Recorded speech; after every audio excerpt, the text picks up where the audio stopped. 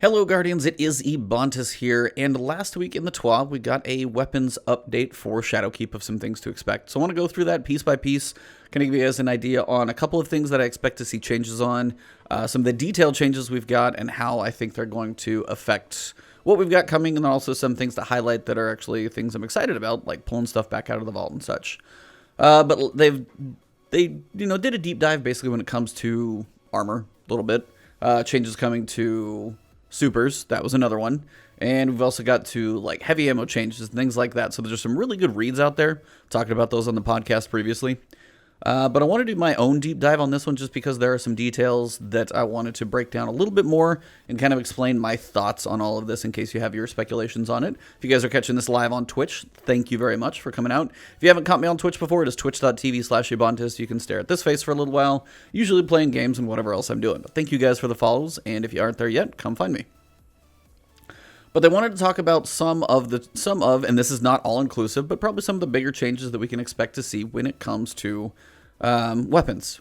A lot of them affect the PvE environment, some will affect PvP, but the big thing is you'll notice in this second paragraph, kind of in the top middle of the page, in terms of how these changes will impact your PvP experience, a few weapons and archetypes are being buffed, while some see more aggressive range fall-off to give breathing room to scout rifles and other weapons. One of the biggest things we have right now that scout rifles can't shine because pulse rifles, for example, my Go figure that I love, sadly it may not be as amazing, that range is bananas. Like, it's basically at the point of a scout rifle, so there's not much of a point. So as it can fire faster and do a pretty damn quick amount of damage, it puts scout rifles to shame at a point where nobody uses them. Most people are using pulses if they go for anything long range or they pull out a sniper. Scouts really don't have a place. Sidearms really don't have a place, but that's a topic for a completely different video, different day. Excuse me. But they said for this pass, the team put some love in a few exotics that may have been collecting dust in your vault, and on top of that, a bit of tuning has been done on how damage applies to different targets in PvE. So one of the first things we've got is combatants that you fight in general, and they talk about minor enemies, rank and file, red bars, whatever you want to call them. They basically state enemies previously took twice as much damage for their precision hit locations, and that was something you'd probably notice a lot when it comes to hand cannons. Hand cannons could one-shot thralls and acolytes and things like that very quickly. You will still deal precision damage, but this is now entirely dependent on the weapon, as it is higher for ranked enemies. As you go through and play in Shadowkeep, the game is likely to feel a bit different when you're facing a mass barrage of red bars. Main reason is they don't want people to just be able to one-shot everything in the face, and then when you get stacks of rampage and other things of that nature, you're still going to enjoy those buffs, but the red bars are not just going to instantly die nearly as fast, so even the lower level enemies are probably going to give you a little bit more anxiety, I guess you could say, as a large group of them charge at you. If it's one thrall, it's still just one thrall. But if it's 50 thrall, and you don't hit all your precision shots, or you have to reload, mowing them down is probably going to take a little bit more effort. So the main thing to note is the precision damage has been lowered. Basically, it took twice as much damage than other enemies of higher rank, but now it's entirely dependent on the weapon, and the damage amount has been kind of adjusted to be a little more normalized across board. I know Lono of Say No to Rage also mentioned we've got multiple difficulties coming, and this is something we have to keep in mind as well. We have seen multiple difficulties, and I'll talk about those in a separate video when it comes to the calendar. It's one picture, and I can talk about a picture for like 15 minutes. But we have a lot more difficulties coming, and they want those difficulties to feel properly scaled. And if things are kind of out of whack, like minor enemies and things like that, it makes it difficult for them to make even minor enemies feel even slightly threatening at like the highest difficulty. So they're kind of normalizing things and adjusting some damages a little bit, and that's where you'll see a lot of changes to minor weapons. When those are there, it's basically them kind of balancing the changes that they have, but probably not doing a full-time balance in the other direction. They want to make the lower level enemies be a little bit more of a threat as opposed to almost no threat. And I think that's going to be one of those things that really takes account those higher difficulties when we talk about Adept is your basic, but you go to Hero and Legend and now Master that we know even exists, those are going to be the ones where every single enemy is a threat, and they want it to be that way. And I think that's a fair thing for the game to actually have enemies that are an issue. I mean, playing Remnant and Gears and Borderlands, no enemy tends to go down in one shot generally. They take a little bit more effort, and I think they want to make sure even lower or mid-tier enemies feel that way as well. An Acolyte should take probably more than one shot, depending. A Thrall might be one, but an Acolyte or a Knight or anything like that, I mean, if you have a 3-stack of Rampage on a hand cannon and you shoot a Knight in the face, they might die in 1, maybe 2 shots. That's fast for how substantially big a Knight are. And it doesn't even have to be a major, but a Red Bar Knight probably should feel a little more threatening than they do at this point in time. So that's what that whole minor enemies thing is going to be all about. So you'll see a lot of buffs to minor enemy damage in all these weapon types, and that's mostly what that is related to. It's not like we're going to be just mowing these guys down. It's balancing the adjustment and precision damage. In general, weapons are going to have something that is going to be absolutely amazing, and this is going to be weapon mods are going to be treated as reusable unlocks instead of consumables. Now, this is one thing that makes perfect sense because the armor is going to work the same way in Armor 2.0. As soon as you have a mod unlocked, you acquire it from any source, wherever it comes from, you're always going to be able to use it. Whatever piece of armor it is just going to be from your pool of mods that you can pick from at any point. Weapon mods are going to work the same way. So the big thing to note here, any mods in your inventory will be converted to unlocks. So make sure you have one of all the mods you can hold, but I would break down all but one. If you're afraid of breaking too many down, keep 2. But honestly, just one of each mod in your inventory when Shadowkeep clicks over on October 1st is all you're going to need. If you have one of those, that is going to unlock that mod permanently for your weapon choices, and you can use those and interchange them any way you like. If you're like, hey, my Go Figure feels good with Counterbalance, because it is like perfect on that one, but I want to see how Rampage feels since I use that one a lot. Do I enjoy Rampage more? Do I enjoy Quick Access Sling? I mean, you'll actually finally be able to experiment, not have to break down the weapon to get it back, and if you unlock a cool one, you'll actually be able to use it in a lot of places, which is cool. It will make things interesting, like Take Inspect mod that you can get. I actually have that one. I don't even know how that happened, but I do. You could throw that on any gun, honestly. So if you're going to go do a whole lot of taking stuff, bam, bam, bam, throw it in taking stuff. Do a whole bunch of taking damage, and then when you go back into another activity, put what was in there back in. So you'll be able to interchange those mods more frequently, which will allow you to have a little different build freedom and not feel like you're always stuck, which I really, really, really like. There's one thing to note. If the only copy of a mod you have is already in a gun, you will need to reacquire it. So if the only Rampage mod you have is sitting in your breaker neck right now, you're going to have to get another Rampage mod from Ada to be able to use that mod everywhere. So you're going to have it in your inventory to get that unlock. If it's on a gun, it will not count. So if you've been slotting stuff in, time to go mine for a few more. So now we get into all the weapon types. Auto rifles, PvE damage base increased between 30 and 25% depending on combat rank. So anywhere from 30 to 25%. For the miners, we kind of expect this type of buff in a lot of them. 25, 30, 28, somewhere in there on a lot of these. The thing here on this one is majors, bosses, auto rifles are still getting a 25 to 30% buff. That's pretty big. And we're going to get down below to where auto rifles get an even bigger buff. One specifically, an exotic that could have a whole lot of uses, I think. But 25 to 30% damage on auto rifles across the board. So that's body hits. The precision adjustment will probably feel about the same. But then you've got majors and bosses. 25 to 30 is large. That's a chunk. It's a quarter more damage than you were doing. So I think that has a chance to bring auto rifles up into contention of in that mid-range. If you have an auto rifle that has decently long range, pretty good stability and control on it, I think it's got potential to make auto rifles pretty fun.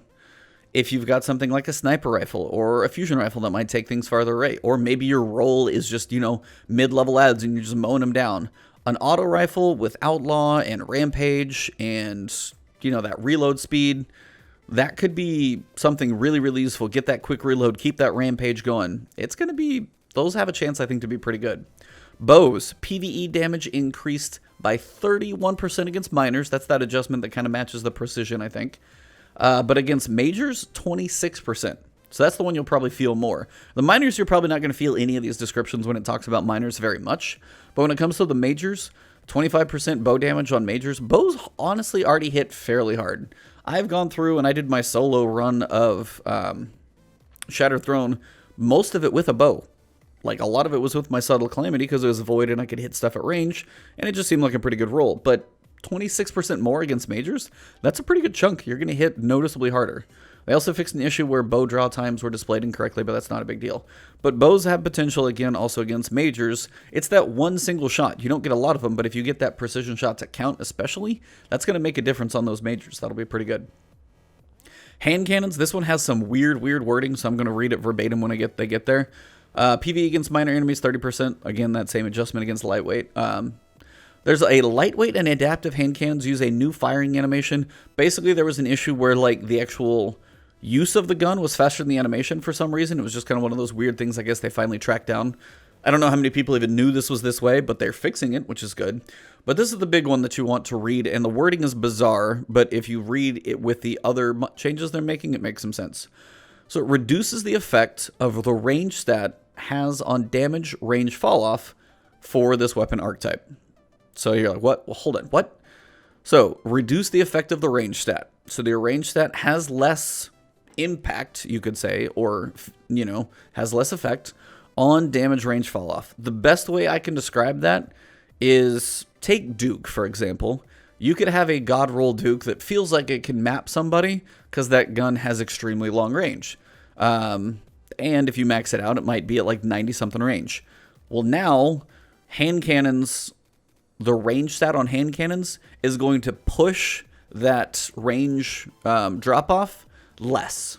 So even if your Duke has 50, 70, or 90, the amount that it might have gone by, like if the drop off was, you know, another foot or 2, like say it was like a foot, 2 feet, 3 feet for like 50, 70, and 90, it might be half as far for each one of those. So if you have 90, it might be a foot and a half instead of 3 feet farther out that it goes. And it basically, they're just saying the range stat is going to have less of a weight into where that range fall off is because they want that range fall off to be real. They want that to be, they want hand cannons to not be able to map people. I think this is going to reel in a little bit of Ace of Spades, which is probably needed on PC for sure. I don't know how this is going to affect things like Lunas and Not Forgotten that definitely have range. The fall off is going to be felt even more. We all know range is a big step, or is a big stat for hand cannons. It's an important one on there. It's still going to be important, but you're not going to be able to almost break at the hand cannon archetype by going almost max range. They're going to be a little more in the wheelhouse, and I think the variance in range is going to be a little less, but there's still going to be ones that are better than others at range. So hand cannons are probably going to feel a little bit different. Next one we get to is going to be machine guns. Kind of figured this was coming. PvE damage against minor enemies increased by 25%. Not a big deal. Kind of expected that. Increase the effects of damage range falloff for this weapon archetype. So machine guns are definitely one of those that we feel is going to be... we knew it was coming. Everybody goes into Gambit with Hammerhead and lives on that thing. They really do. So it's one of those that I'm not surprised. They don't want people to map everybody with Hammerhead just because it's fun to do. If you get in decent range and you shoot somebody with a machine gun, yeah, you'll still probably be able to go to work on them. But you're not going to go full map across and not have it go against, you know, and not have it have any effect at the range. Farther away for a machine gun, you're going to be missing shots. They're not going to hit as hard. That's probably about how it's how it should feel. I'm not surprised here. Needed to happen. I like my machine guns. If I'm mowing down a boss from 10 feet away, it's probably not going to do that much different. If I'm in Shattered Throne trying to go to town on the Ogre, still not a big deal. But if I'm trying to map somebody on Gambit, probably going to be a little bit harder. Now here's the sad one for me. My pulse rifle's my go figure baby. Been using it for 40,000 kills and climbing. PvE damage against minor enemies increased by 28%. That one we expect something along those lines. Increase the effects of damage range falloff on this weapon archetype. Here's the one that hurts. So for this one, we've got damage range falloff going to hit this one faster. So the effect of damage range falloff is increased. So same principle applies to the hand cannon. It's just worded differently. Damage range falloff is going to affect this gun more than it has previously. So if you're trying to go too far outside of range, you're going to feel it not hit as hard, and it's going to be noticeable. And that's where scouts are going to actually be allowed to shine, which they need to. But that is one of those things that is definitely going to be felt when you pick up a pulse rifle. I'm not going to be able to go quite as far with that thing, and I'm going to feel it as it gets out of range. It's going to start hitting like peanuts instead of bullets. Now, we do have a couple archetypes getting buffs. Some bigger than others, but there's some to think about. Archetype-specific damage changes, both PvE and PvP. So these are like base numbers, so if you hit something for like 200 or 20, these are just base numbers that they use for their calculations. Rapid-fire pulse rifles now deal 14, up from 13 for base damage, and 23.8 up from 21.4 for precision damage. So a boost of 1 and 2 is not that big of a deal, but if you think about some of these numbers taking, if you go 4 shots out of a pulse rifle, you're getting close to almost like 2-phasing with just a rapid fire when it's a little harder to do that. So we're getting close, depending on people's resilience level and the weight that that's going to have. Rapid fire can have a pretty good amount of fun. Now, depending on the pulse rifle as well, we'll see how that goes. 3, 4, but 3 shots are going to be 1, 2, 3. It's going to be pretty quick. Now, high impact pulse rifles, and you're wondering what would that be?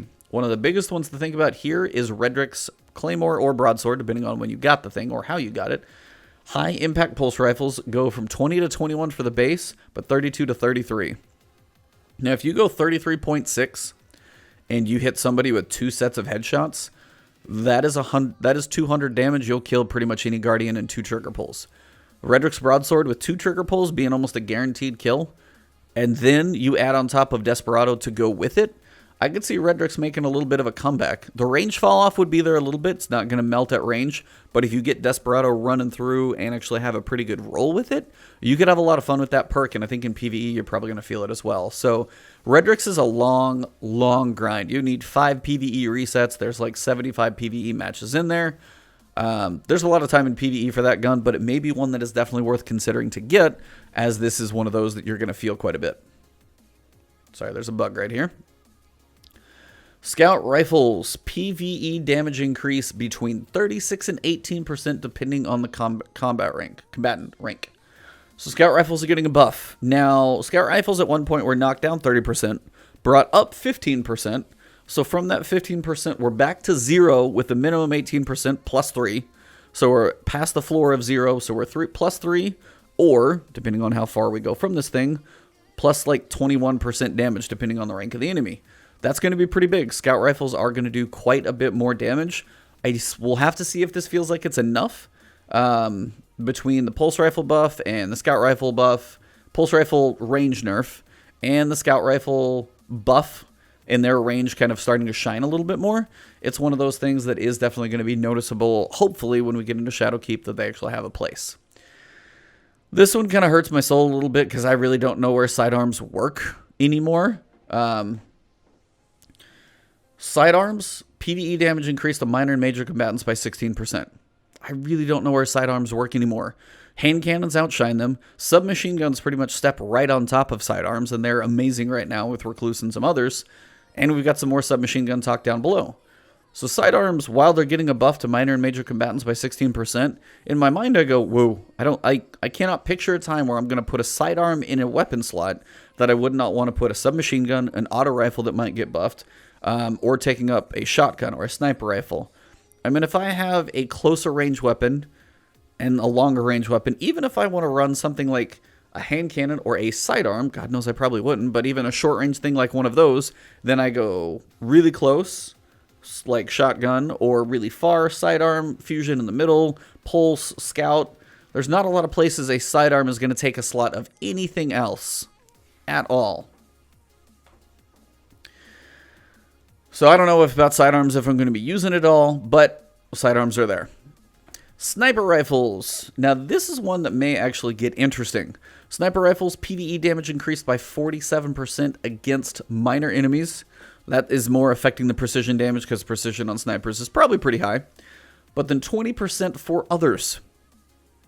For bosses, for majors. A 20% buff on sniper rifles, when you see some of the, damage charts and stuff that Dado puts together, shout out to his crew, definitely, letting him do all that stuff. That's pretty amazing.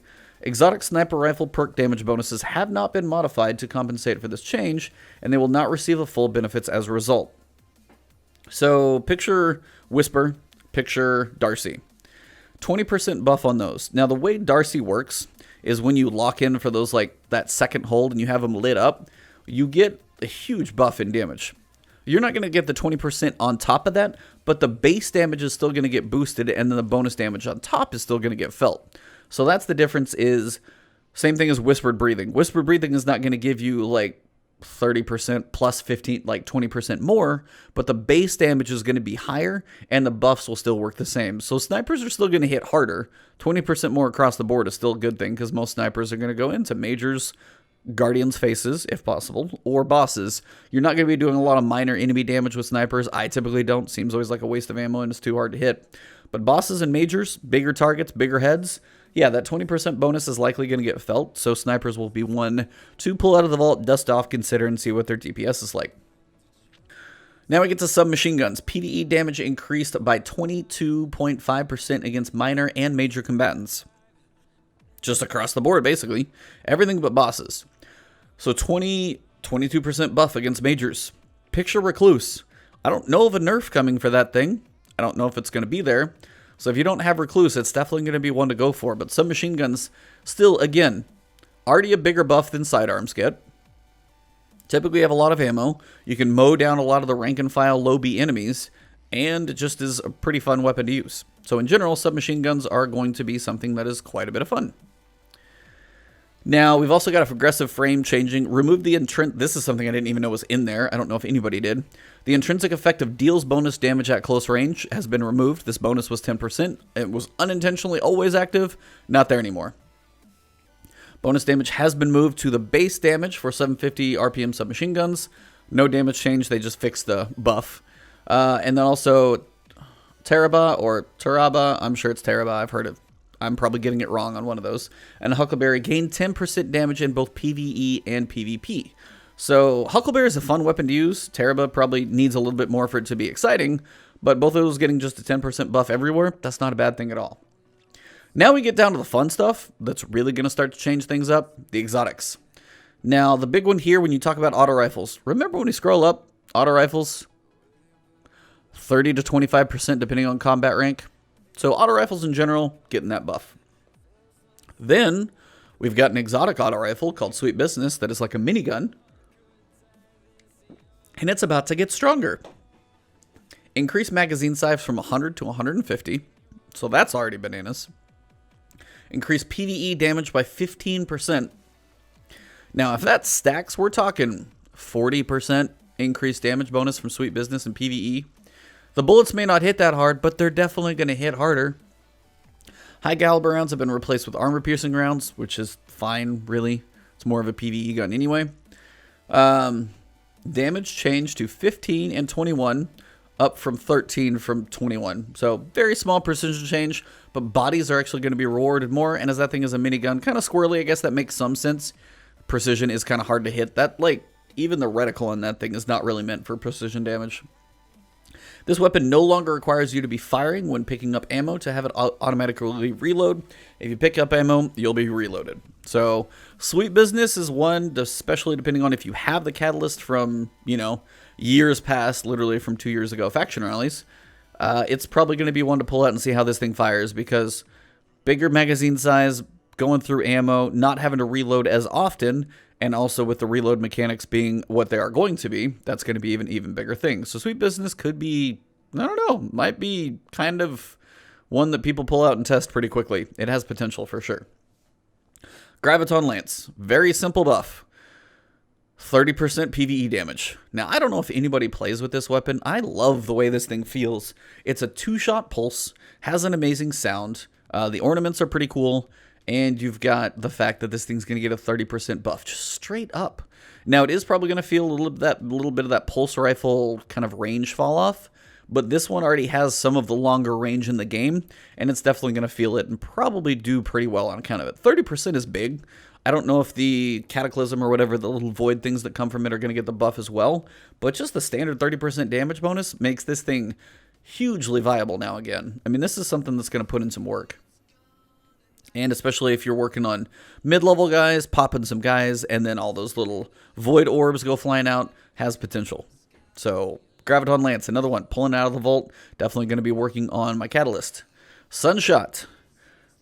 Most people enjoy this gun as is. I mean, the explosion's cool, feels decent, may not be like the best at long range, but, you know, you get those headshots, they're pretty crispy. Everybody was complaining about the magazine size, and they got their wish. It's going from 8 to 12.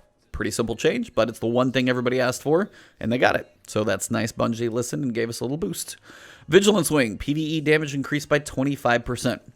This is one of those that is probably overlooked occasionally in PvE. It's a fun weapon to use. It's felt just a little bit soft is the best way I can describe it, because anytime it comes through Xur, the best way I know how to describe it is kind of a workhorse. It's not overly crazy, over the top, amazing damage. It's a 5-shot pulse. It's pretty damn accurate. Its range is in that mid-level. Like, Graviton's farther range for sure. But Vigilance, I mean, you have like 10 trigger pulls in it, so you got a lot of bullets to go through. And then on top of that, your PvE damage is going up by 25%.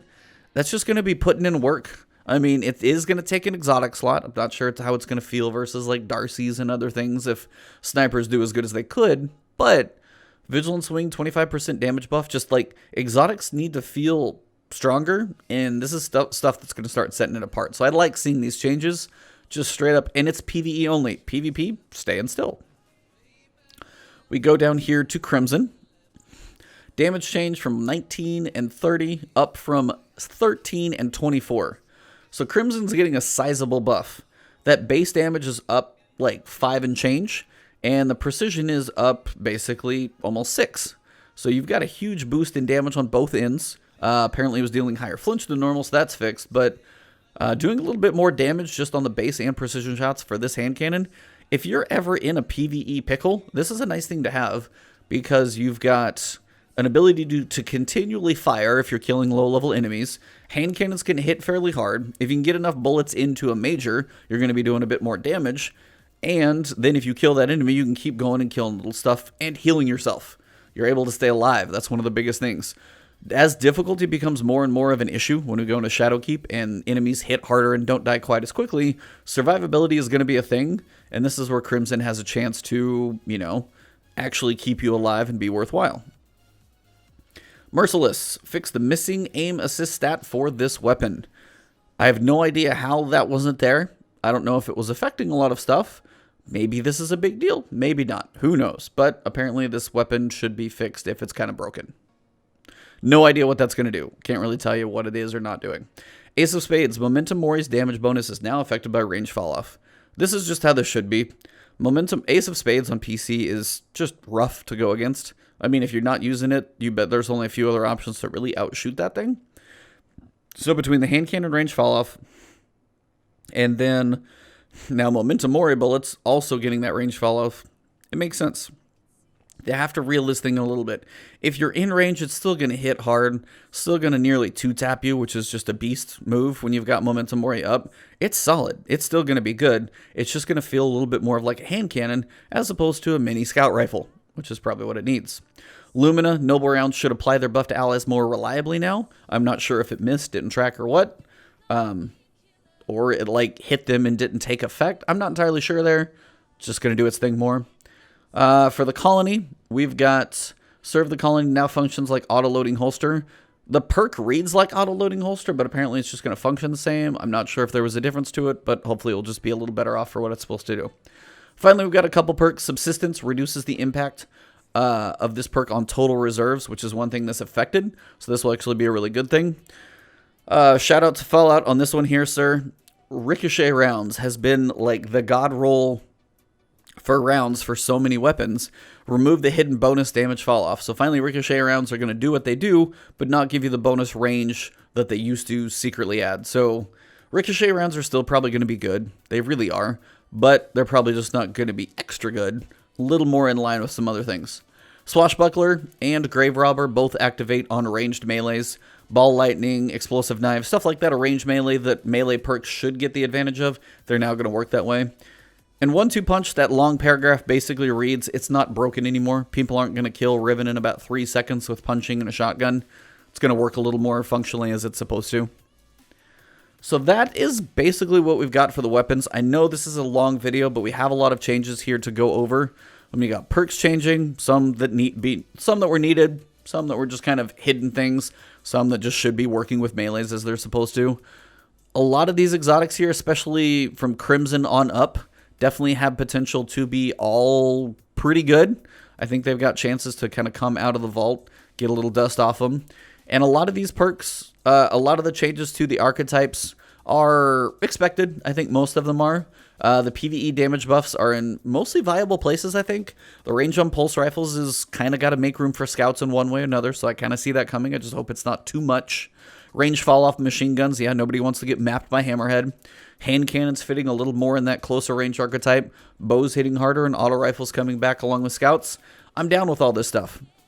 Weapon mods being reusable is going to be amazing. Going to feel similar to Armor 2.0, so I think that's a really good thing. And overall, I think a lot of these are going to hopefully make the weapons feel as they're a bit more supposed to, and also hopefully bring some new weapons to light that may have been sitting on a shelf for a while. So that is what we got for weapons coming in Shadowkeep. This is probably not an all-inclusive patch notes change, but this is a lot of stuff that is changing, so I cannot imagine they're going to have twice as much more than this, but there may be some things that they're just tweaking in the next couple of weeks. Overall, I would say this is probably a lot of the tweaks that we're going to see towards weapons, especially the general archetypes.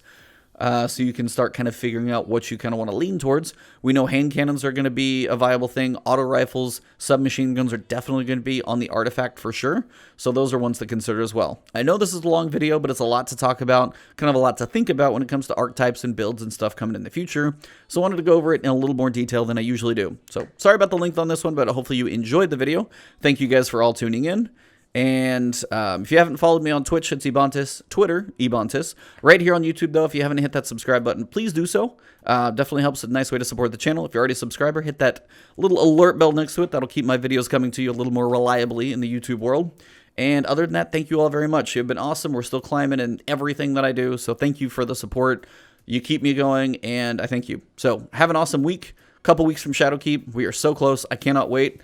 Have fun what you're playing. Take a little break if you need to. And Shadowkeep is around the corner. So I've got more Shadowkeep news to break down for you guys. So thank you for everything, and I'll see you soon.